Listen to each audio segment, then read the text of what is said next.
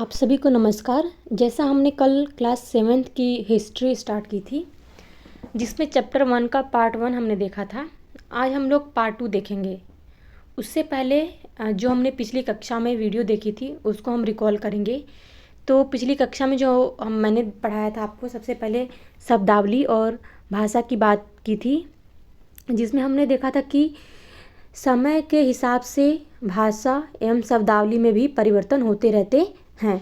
दूसरी चीज़, हमने विदेशी शब्द का मतलब जाना था कि आज के समय में जो विदेशी कॉन्सेप्ट है और जो प्राचीन समय में विदेशी शब्द का मतलब था वो अलग अलग था। आज के समय में हम विदेशी शब्द उसके लिए यूज़ करते जो हमारे देश भारत का नहीं है या फिर जो विदेशों से फॉरेन कंट्री से आ रहा है।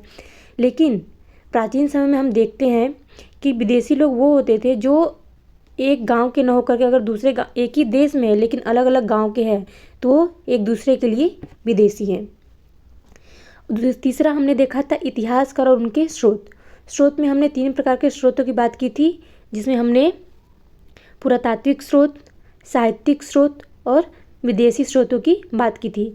इन तीनों स्रोतों के माध्यम से इतिहासकार इतिहास के बारे में अच्छे से जानकारी बताते हैं या फिर इकट्ठा करते हैं। चौथा पॉइंट यह था कि नए सामाजिक और राजनीतिक समूह के बारे में चर्चा हुई थी। मतलब कि समय के हिसाब से किस तरीके से समाज में अलग अलग समूह उभरे। जैसे हमने राजपूत की बात की थी, राजपूत के बाद हमने सिख, अहोम, जाट, इन सारे समूहों की बात की थी कि ये मतलब समय के साथ साथ जो चेंजेस हुए उनके साथ साथ अलग अलग जगहों पे अलग अलग तरीके के समूह उभर करके हमारे समाज के सामने आए। ये रही पिछले वीडियो का एक ब्रीफ इंट्रोडक्शन था। आज हम देखेंगे कि पुराने और नए धर्म पर हम चर्चा करेंगे कि किस तरीके से जो हमारे धर्म हैं प्राचीन समय में कैसे थे, मध्य समय में कैसे थे और आज वर्तमान समय में इसकी स्थिति क्या है, इस बारे में चर्चा की जाएगी। साथ ही समय और इतिहास के कालखंडों पर चर्चा किया जाएगा।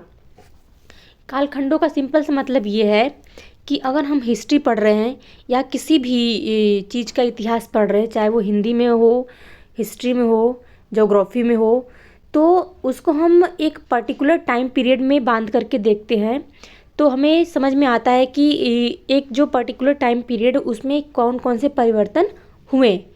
तो जब हम इतिहास को कालखंडों में बांट करके देखते हैं तो हमें समझ में आता है कि कौन से कालखंड में क्या क्या परिवर्तन और किस किस तरीके से हुए। तो इसी के बारे में आज हम बात करेंगे। तो चलिए शुरू करते हैं आज का टॉपिक। पहला टॉपिक है पुराने और नए धर्म। तो यहाँ पे पहला पॉइंट ये है कि धार्मिक परंपराओं में कई बड़े परिवर्तन आए। तो जैसा कि हम ये पूरे चैप्टर में पढ़ रहे हैं कि हजारों वर्षों के दौरान हुए परिवर्तनों की पड़ताल। तो जहाँ हम देख रहे हैं कि अलग अलग जगहों पे अलग अलग तरीके से परिवर्तन हो रहे हैं, तो वही धर्म भी इन सबसे छूटा नहीं है। धर्म में भी परिवर्तन होगा समय के अकॉर्डिंग। तो यहाँ पे यही बोला जा रहा है कि धार्मिक परंपराओं में भी कई बड़े परिवर्तन आए। दूसरा पॉइंट है दैविक तत्व में लोगों की आस्था कभी कभी बिल्कुल ही वैयक्तिक स्तर पर होती थी, मगर आमतौर पर इस आस्था का स्वरूप सामूहिक होता था। अब अगर हम धर्म की बात कर रहे हैं तो सबका अपना आस्था पूजा पाठ करने का तरीका अलग हो सकता है। व्यक्तिगत स्तर मतलब इंडिविजुअल लेवल पे। तो कभी कभी क्या होता था कि ये जो धर्म है व्यक्तिगत स्तर पे भी होते थे। तो व्यक्तिगत स्तर पे तो होता ही है, लेकिन जब हम एक समाज की बात कर रहे हैं तो ये जब धर्म की बात आती है तो ये एक तरीके से पूरे समाज को साथ में लेकर के चलते हैं। तो यही बोला जा रहा है कि जो धर्म था कभी कभी व्यक्तिगत होता था, लेकिन आमतौर पे देखा जाता था कि ये सामूहिक आस्था के रूप में इसको हम देखते हैं।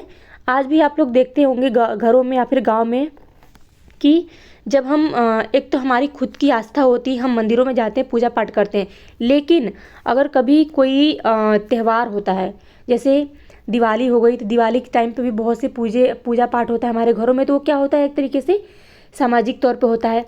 होलिका हो गया, तो कहीं ना कहीं ये सारी चीज़ें हमारे धर्म से जुड़ी हुई हैं, ये हमारे समाज से जुड़ी हुई हैं। तीसरा पॉइंट है किसी दैविक तत्व में सामूहिक आस्था यानी धर्म प्रायः स्थानीय समुदायों के सामाजिक और आर्थिक संगठन से संबंधित होती थी। अब जैसे कि आस्था, जब हम उसको, जैसे अब यहाँ पे हम देख सकते हैं कि किस तरीके से ये बढ़ रहा है। पहले व्यक्तिक था, फिर सामूहिक हुआ, सामूहिक के बाद स्थानीय तौर पे हुआ, फिर उसके बाद सामाजिक तौर पे हुआ, सामाजिक। और जब भी हम सामाजिक तौर पे बोलेंगे तो वहाँ पे आर्थिक अपने आप ही इंक्लूड हो जाएगा। जब हम समाज की बात कर रहे हैं तो समाज में सिर्फ आर्थिक ही नहीं, राजनीतिक, सांस्कृतिक, ये सारी चीज़ें भी जुड़ जाती हैं। अगर हम हिंदू धर्म की बात करें तो नए देवी देवताओं की पूजा। अब जैसे क्या हो रहा है कि पहले के ज़माने, प्राचीन समय में किस तरीके से लोग पूजा कर रहे होंगे और आज के समय में धर्म का कॉन्सेप्ट किस तरीके से बदला, ये सारी चीज़ें आपको देखने को मिलेंगी। राजाओं द्वारा मंदिरों का निर्माण, मतलब क्या होता था कि एक तरीके से आप यूँ कह लो कि अपनी संस्कृति को, अपनी सभ्यता को बनाए रखने के लिए या फिर उसको और आगे लेकर जाने के लिए ताकि आगे आने वाली पीढ़ियाँ भी उसके बारे में पढ़ सके, तो राजाओं ने क्या किया, मंदिरों का निर्माण कराया। इसके दो कारण होते थे। पहला तो एक राजा का प्रभुत्व दिखता था लोगों को कि हाँ, कोई राजा कितना आर्थिक रूप से मजबूत है। दूसरी चीज़, एक कहते हैं कि राजा का अच्छा इम्पैक्ट प्रजा के ऊपर पड़ता था। राजा की अपनी प्रजा के ऊपर पकड़ होती थी। जब कोई आप अच्छा काम करते हो समाज में तो लोग आपको सराहना करते हैं। तो राजाओं ने मतलब एक तरीके से अपनी प्रशस्ति को हासिल करने के लिए देवी देवताओं के मंदिरों का भी निर्माण कराया। तीसरा है समाज में पुरोहितों के रूप में ब्राह्मणों का बढ़ता महत्व। अब अगर हम देवी देवता की पूजा कर रहे हैं, मंदिर बनवा रहे हैं, मंदिरों में देवी देवताओं का मूर्तियों की स्थापना कर रहे हैं, तो अब उनकी स्थापना के बाद उनकी पूजा के लिए कोई न कोई चाहिए। हालांकि पूजा सभी कर सकते हैं, लेकिन प्राचीन समय में मतलब ऐसा था नहीं, एक पर्टिकुलर इंसान ही पूजा करवा सकता है, जिसको हम लोग कर्मकांड कहते हैं। तो उसके लिए किसकी ज़रूरत होती थी, पुरोहितों की और ब्राह्मणों की। और इस वजह से क्या हो रहा था कि ब्राह्मणों को और पुरोहितों को बहुत ही ज़्यादा महत्व दिया जाने लगा हमारे समाज में, जिसकी वजह से क्या हुआ कि कहीं न कहीं ब्राह्मण हमारे समाज में उच्च वर्ग पे आने लगे। उनकी जो सत्ता है वो धीरे धीरे बढ़ने लगी। इसका कारण क्या था कि ब्राह्मणों का जो महत्व इतना बढ़ क्यों गया, तो संस्कृत ग्रंथों के ज्ञान के कारण समाज में ब्राह्मणों का आदर होता था। अब प्राचीन समय में क्या होता था कि सभी के पास उतने संसाधन नहीं थे कि सभी लोग पढ़ाई कर सके, या फिर लोगों के पास उतना नॉलेज ज्ञान नहीं था कि सभी लोग संस्कृत पढ़ सके। और चूंकि हमारा समाज वर्णों में विभक्त था, तो हमारे समाज में सभी को एक कह सकते एक समान अधिकार नहीं था। तो चूंकि जो ब्राह्मण थे उन्हीं को संस्कृत ग्रंथों का ज्ञान था, इसलिए समाज में उनका जो सम्मान है, आदर सत्कार, वह तेजी से बढ़ा। इनके संरक्षक थे नए नए शासक जो स्वयं प्रतिष्ठा की चाह में थे। संरक्षक सिंपल सा मतलब जो किसी की रक्षा करने वाला हो। हमने अभी पिछली वीडियो में देखा था कि जो क्षत्रिय होते हैं, जो सेनापति होते हैं, जो राजपूत होते हैं, वो मतलब जो दूसरों की रक्षा करते हैं उन्हें संरक्षक कहते हैं और क्षत्रिय कहते हैं। तो जो संरक्षक हैं वही क्षत्रिय है। और ये लोग क्या करते थे, ये ब्राह्मणों की रक्षा करते थे। एक कारण ये भी था कि उनका जो समाज में एक सत्ता था, स्थापत्य था, वो तेजी से बढ़ने लगा। इन संरक्षकों को समर्थन होने के कारण समाज में इनका दबदबा और भी बढ़ गया। जैसा कि मैंने आपको अभी बताया कि समर्थन होने के कारण जो ब्राह्मणों का दबदबा था समाज में, या फिर उनकी जो एक तरीके से पकड़ थी समाज में, वो तेजी से मजबूत होने लगी। तीसरा पॉइंट है, क्योंकि जो हमारा आप लोगों ने 6th क्लास की बुक पढ़ी होगी तो उसमें प्राचीन समय की बात की गई है, 7th क्लास में मध्यकाल की बात की गई है, 8th क्लास में आधुनिक काल की बात की गई है, और आपका 9th और 10th जो होता है वर्ल्ड हिस्ट्री आ जाता है। तो अभी हम मध्यकाल की बात कर रहे हैं। तो इसमें एक तरीके से आपका, क्योंकि ये फर्स्ट चैप्टर चल रहा है, तो इसमें आपको इंट्रोडक्शन दिया जा रहा है कि आप अपने नेक्स्ट चैप्टर में क्या क्या चीज़ें पढ़ोगे। तो भक्ति की अवधारणा। अब भक्ति, आप लोग को एक बात बता दूं कि जो भक्ति की अवधारणा है मध्यकाल का एक तरीके से कह सकते हो सबसे बड़ा अचीवमेंट्स है हमारे पूरे समाज के लिए कि जहाँ लोगों को लगता था कि भगवान तक पहुँचने के लिए या फिर अपने संदेश को पहुँचाने के लिए किसी की ज़रूरत पड़ती है। जैसे ब्राह्मण, लोगों को लगता था कि अगर हमें अपनी बात हम ब्राह्मण तक पहुँचाएंगे तो ब्राह्मण क्या होंगे, हमारी बात को भगवान तक पहुँचाएंगे। और जो भी चीज़ें हैं वो कहीं ना कहीं उनको ब्राह्मणों के थ्रू ही करवाना होगा, तभी वो जा कर के सफल होगा। तो जो भक्ति की अवधारणा आई, ये इस चीज़ों को पूरी तरीके से नकार दिया उसने कि जो समाज में ऊंच नीच का भेदभाव है, जातिगत भेदभाव है, दिखावा है, कर्मकांड है, भक्ति की अवधारणा से इन सब सारी चीज़ों को नकार दिया गया पूरी तरीके से। जैसे अगर हम कबीर की बात करें तो कबीर कहते हैं कि जाति पाति पूछे नहीं कोई, हरि को भजे सो हरि को होई। मतलब आप किसी भी जाति के हो, किसी भी वर्ण के हो, कोई नहीं पूछता। भगवान ने सबको बनाया है तो आप सब एक समान हो उसके लिए। बस आपको क्या करना है, उनकी पूजा करनी है। आप उनकी अगर पूजा कर रहे हो तो आप किस कास्ट के हो, किस जाति के हो, किस धर्म के हो, उनको उस चीज़ से कोई भी फर्क नहीं पड़ता। तो भक्ति की अवधारणा में जो हमारे समाज में व्याप्त बुराइयां थी, उन सारी बुराइयों को एक तरीके से नकारा गया, या फिर यूँ कह लो कि उन बुराइयों के प्रति आवाज़ उठाई गई हमारे समाज में। तो पहला पॉइंट है, पुजारियों के विशद कर्मकांड के बिना ही भक्त स्वयं पहुँच सकें। कहाँ? भगवान तक, या फिर अपनी बातों को स्वयं ही पहुंचा सकें। दूसरा है, उपमहाद्वीप के अलग अलग हिस्से में नए नए धर्मों का आगमन हुआ। अब उपमहाद्वीप के अलग अलग हिस्सों में नए नए धर्म का आगमन का सिंपल सा मतलब है, जैसे आप लोग को पता है कि जो हमारा देश है वो विविधताओं का देश है, डाइवर्सिटी है। हमारे भारत में आप लोग देख लो कितने धर्म हैं, हिंदू, मुस्लिम, सिख, ईसाई।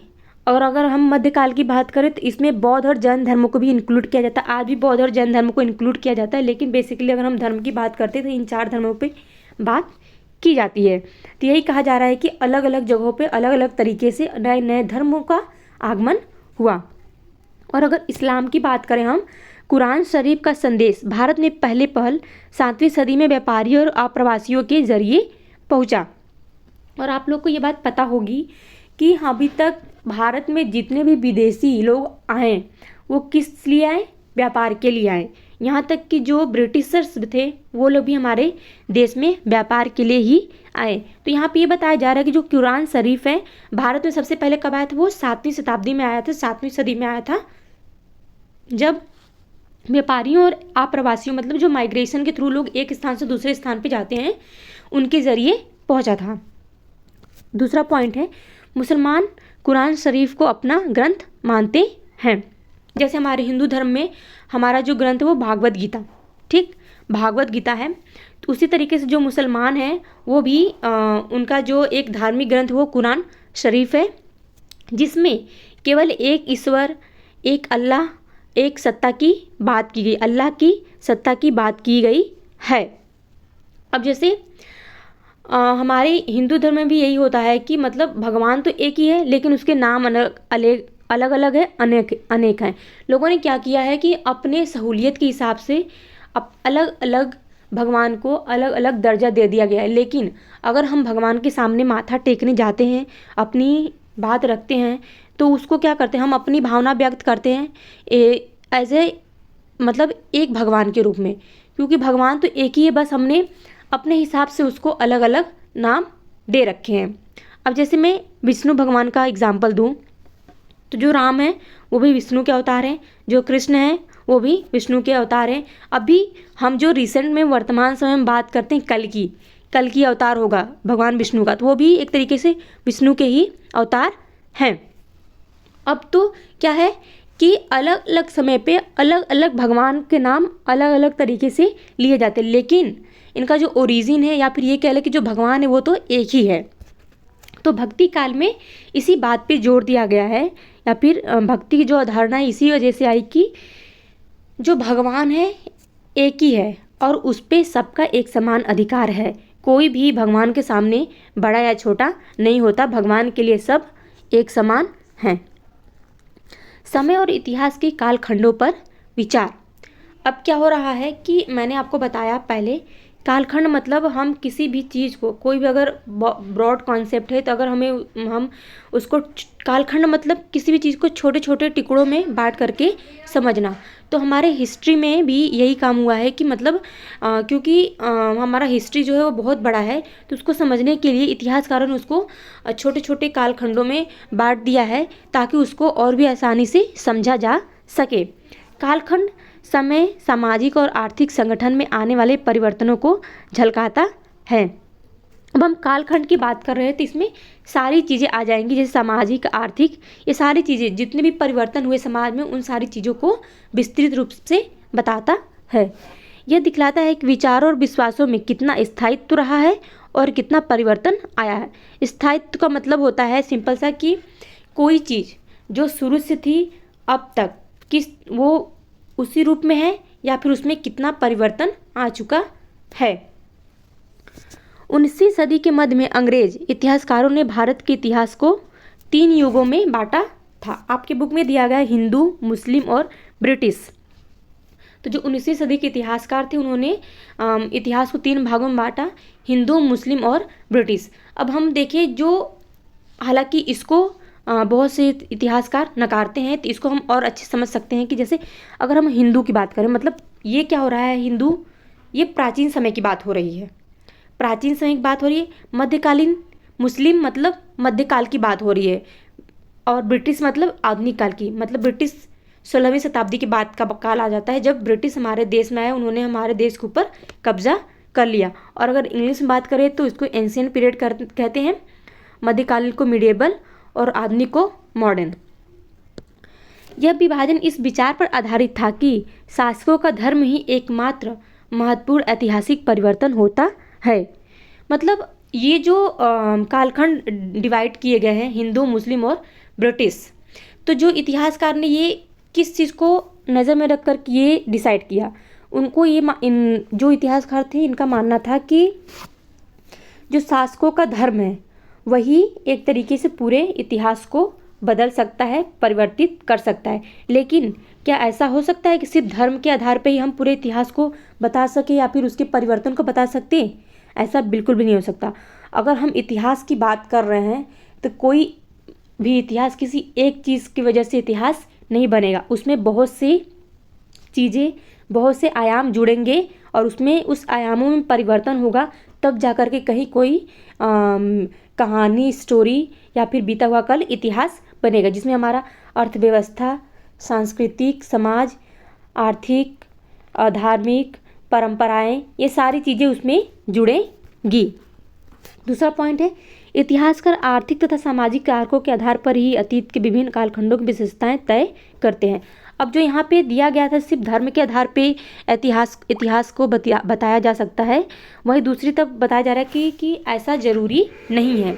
इसमें अगर आप इतिहास लिख रहे हैं तो इसमें आपको आर्थिक तथा सामाजिक इन दोनों कारकों पे भी ध्यान देना पड़ेगा, उनके बारे में भी बताना पड़ेगा। अब हम बात करेंगे, जैसे मैंने आपको भी बताया थोड़ी देर पहले कि आपने क्लास 6 में प्राचीन समाजों के कई प्रकारों का समावेशन या प्राचीन काल को पढ़ा होगा। तो जो 6 क्लास में आपने पढ़ा होगा उसमें क्या बताया गया है कि शिकारी, संग्राहक, प्रारंभिक दौर के कृषिकर्मी, शहरों और गाँवों के निवासी और प्रारंभिक दौर के राज्य और साम्राज्य, ये एक तरीके से बताया गया है हमारा स्टार्टिंग फेज इतिहास का।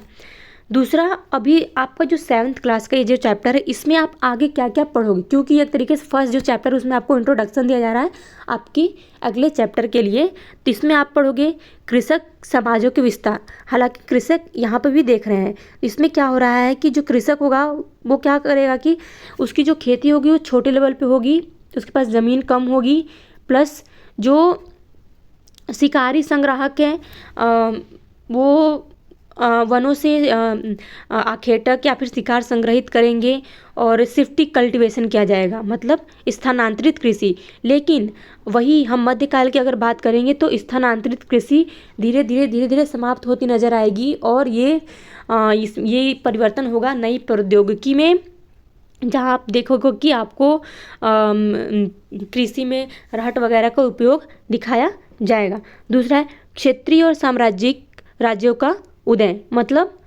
आप देखोगे दिल्ली सल्तनत आएगा, आपका मुग़ल सल्तनत आएगा, सारी चीज़ें आपको देखने अलग अलग जगहों पे अलग अलग राज्यों का उद्भव किस तरीके से हुआ आप उसको देखोगे। कभी कभी ग्रामवासियों और वनवासियों की कीमत पर प्रधान धर्मों के रूप में हिंदू कीमत पर, कभी कभी ग्रामवासियों और वनवासियों की कीमत पर, मतलब ग्रामवासियों और वनवासियों का सिंपल सा मतलब है कि क्या होता था पहले प्राचीन समय में, एक तो ग्रामवासी होते थे, एक वनवासी होते थे। वनवासी बेसिकली हम आदिवासी से रिलेट करते हैं और ये दो समाज एकदम अलग अलग थे। लेकिन वहीं हम मध्यकाल में जब देखेंगे तो जो वनवासी हैं कहीं ना कहीं वो जो एक कटाव था समाज से, वो उठ करके समाज से धीरे धीरे जुड़ने लगते हैं। क्यों? क्योंकि वनों की कटाई होने लगती है और वो समाज से जब जुड़ने लगते हैं तो उनको किस प्रकार की दिक्कतों का सामना करना पड़ता है, जैसे बेगार करनी पड़ती हैं उनको और कर देना पड़ता है। और एक तरीके से ग्राम में आ जाएंगे तो कहीं ना कहीं हम उस वर्ण व्यवस्था के अंदर आ जाते हैं जहाँ पे हमें एक ऊंच नीच का भेदभाव देखने को मिलता है, सामना करने को मिलता है, जातिगत भेदभाव देखने को मिलता है। वो सारी चीज़ों को आपके आगे के चैप्टर में बताया जाए। प्रधान धर्मों के रूप में हिंदू धर्म, फिर हम देखेंगे कि हिंदू धर्म को इतना तवज्जो या फिर उसको प्रमुख क्यों माना जाता है, उसके बारे में हम विस्तार से देखेंगे। फिर देखेंगे इस्लाम धर्म का विकास किस तरीके से हुआ, उसके बारे में आपको बताया जाएगा। लास्ट पॉइंट है यूरोप से व्यापारिक कंपनियों के आगमन के बारे में। अब ये यूरोप से व्यापारिक कंपनियों के आगमन के बारे में ये हो गया कि जब यूरोपी, मतलब आपका आधुनिक काल, मतलब 19वीं शताब्दी के बाद की जो बातें सारे पीरियड होगा वो यूरोपीय व्यापारियों का समय होगा, जिसमें जो यूरोपीय कंपनियां हैं वो हमारे देश में ही व्यापार किए, लेकिन उन्होंने धीरे धीरे क्या किया, हमारे पूरे देश पे कब्जा कर लिया। कब्जा करने के बाद उन्होंने हमें अपना उपनिवेश बना लिया और हम यूरोपीय कंपनियों के गुलाम हो गए। और किस तरीके से उन्होंने मतलब हमारे पूरे एक तरीके से सामाजिक परिवेश को बदल करके रख दिया, इन सारी चीज़ों पे बात करेंगे हम। अगर मेरी वीडियो आपको अच्छी लगी हुई हो, हेल्पफुल लगी हुई तो मेरी वीडियो को लाइक शेयर एंड सब्सक्राइब ज़रूर करें और कमेंट में अगर आपको कोई भी क्वेरी पूछनी है तो मुझसे पूछ सकते हैं। मेरी वीडियो देखने के लिए आप सभी को बहुत बहुत थैंक यू। मिलते हैं अगले क्लास में दूसरे चैप्टर के साथ।